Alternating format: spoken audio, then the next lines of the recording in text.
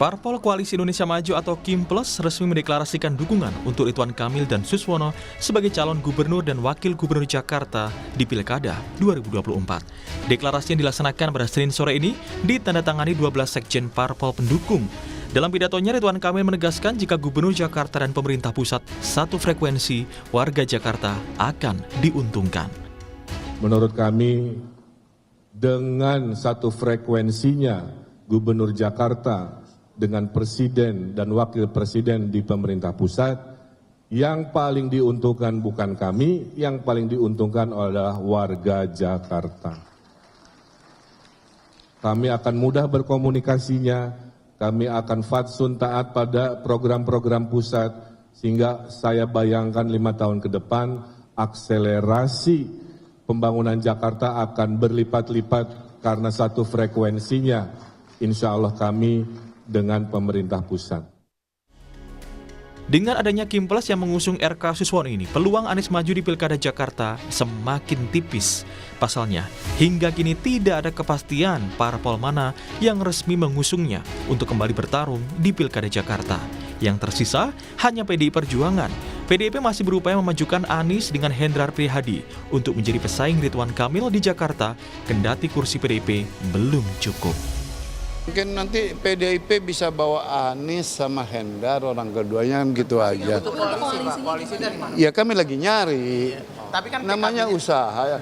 Berupaya sedemikian rupa masih dengan partai-partai lain sebisa mungkin sebelum tanggal 27 kami cari peluang. Kalau peluangnya dapat, kami akan bawa Anies sebagai orang pertama dan Hendi sebagai orang kedua.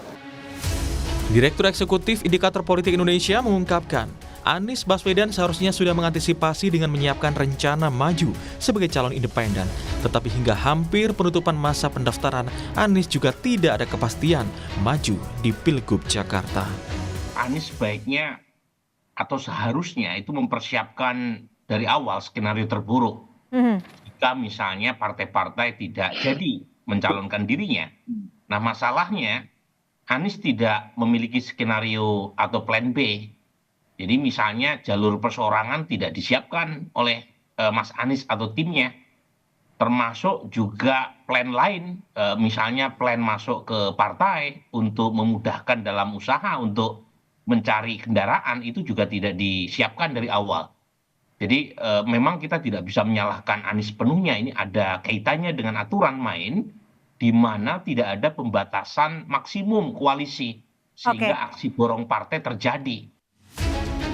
Dukungan koalisi KIMPLUS untuk RK Suswono cukup besar dan menguasai parlemen dengan total 91 kursi. Syarat untuk mengusung parpol 22 kursi, sementara PDIP hanya 15 kursi di DPRD Jakarta. Sehingga PDIP saja tidak cukup jika ingin memajukan Anies Baswedan di Pilkada Jakarta. Akankah nasib Anies pupus dan gagal maju di Pilgub Jakarta? Tim Liputan Kompas TV.